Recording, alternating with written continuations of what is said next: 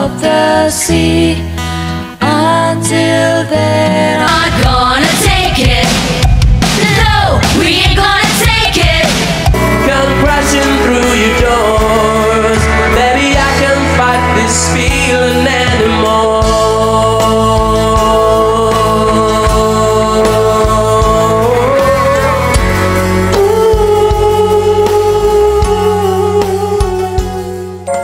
Yo, kamusta mga boss? Welcome sa aking munting channel, ang Kanta Kwento. Ngayon, July 31. Bagong araw para sa kwentuhan natin sa papasok na August 2025. Ang pag-uusapan natin ngayon mga kakwento ay ang top 7 Visayan at Mindanao OPM artists na nag-trending online at hinahangaan ng ating mga kababayan. Isa ako sa mga fans nila at baka nandito rin ang idol mo. Bago tayo mag-umpisa, kung first time mo dito, sana naman ay mag-like at subscribe ka para sa suporta. At pakikomento din sa ating Facebook page kung taga saan ka para malaman ko kung gaano kalayo umaabot ang kwento natin. Salamat sa lahat. Sabi nga, ngayong taon, talagang nanguna ang mga artists mula Mindanao at Visayas sa mundo ng musika. Kahit anong genre, mapa-love song, reggae, rock, at iba pa. Iha-highlight ko ngayon ang aking top 7. Pero disclaimer lang mga kakwento, ang rankings na ito ay ayon sa sarili kong taste. Kung di kayo agree, feel free na isulat ang rankings nyo sa comment section. Simulan na natin. Top 7. J Hearts. Grabe, powerhouse talaga boses ni J Heart. Kahit anong genre, swak sa kanya, kaya siya ang 7th sa listahan ko. Tune in tayo. Open your eyes, look up to the skies. Mama,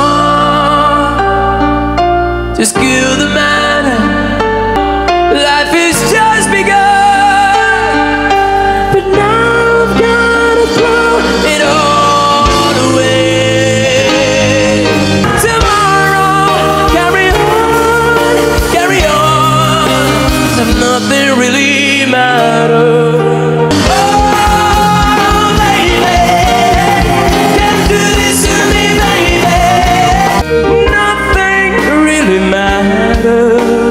Anyone can see, nothing really matters to me.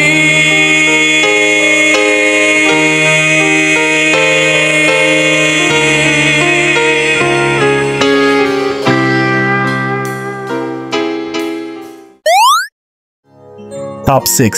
Shaira. Love na love ko si Shaira. Super jolly mag-perform at talagang tumatatak ang mga kanta niya sa atin. Para sa mga brado ni Johnny! Titigan mo, pagsawaan mong tignan.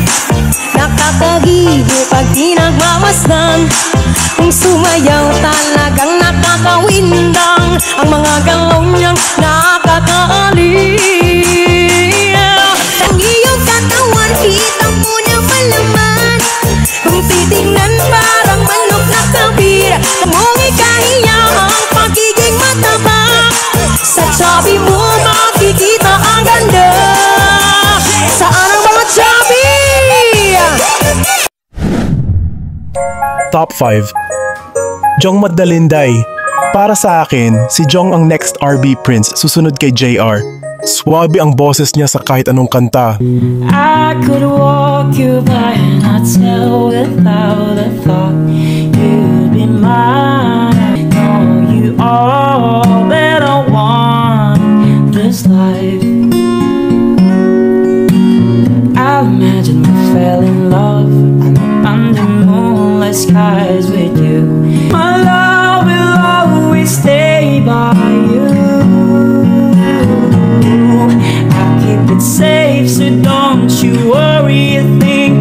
I'll tell you I'll love you more. I think I'll picture us you with the waves, that ocean's colors on your face. Will you be forever with me? Top 4. France Rhythm. Uulitin ko ang mga covers ng pamilya to. Ang galing ni Chen, sobrang OPM vibes at relaxing pakinggan. I'm not looking for someone to talk to.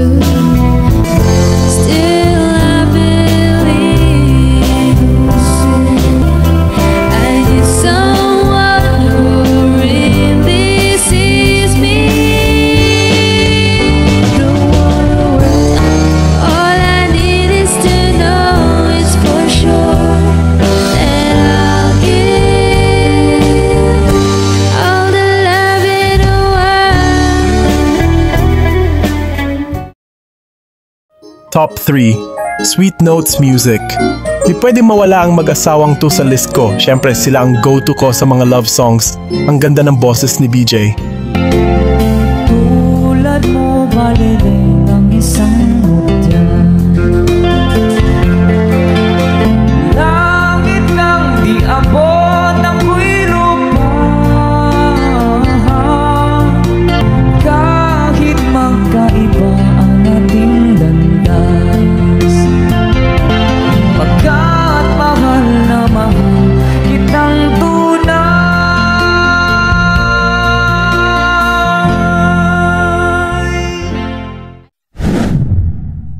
Top 2, Elias.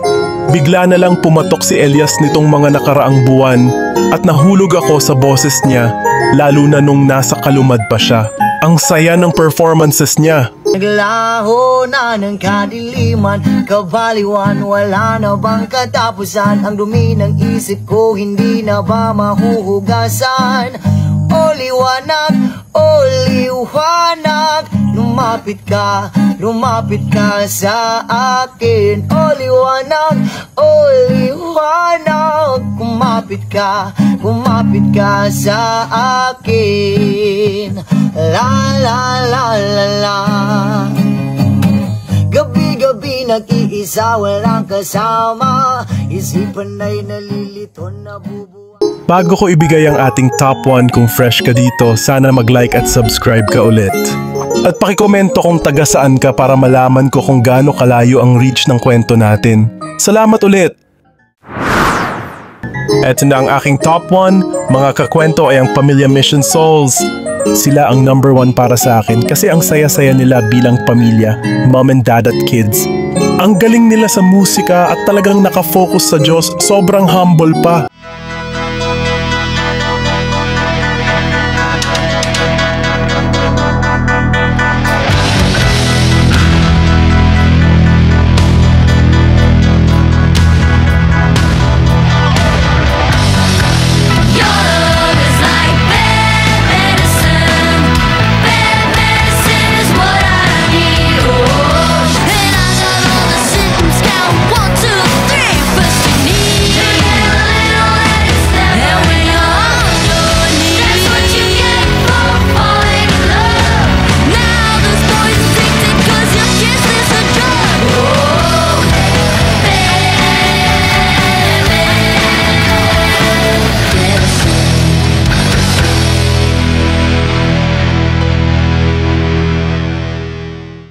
Kayo mga kakwento, anong masasabi nyo sa top 7 Visayas at Mindanao artists ko? I-share nyo naman sa amin ang top 7 nyo. Remember, ang top 7 ko ay ayon sa personal taste ko. Alam kong iba-iba tayo ng opinion, so let's keep it friendly at good vibes. Tara, mag-usap tayo sa comment section. Sana mga kakwento ay mag-join kayo sa ating membership. Ito'y 25 pesos lamang upang ma-access nyo ang ating mga special emoji para sa comment section at mga early access sa ating mga content at marami pang iba. Salamat na agad mga kakwento. Salamat sa pagsama sa akin hanggang dito sa dulo ng ating kwento. Muli, ito ang kanta-kwento na nagsasabing, mabuhay ang talentong Pilipino.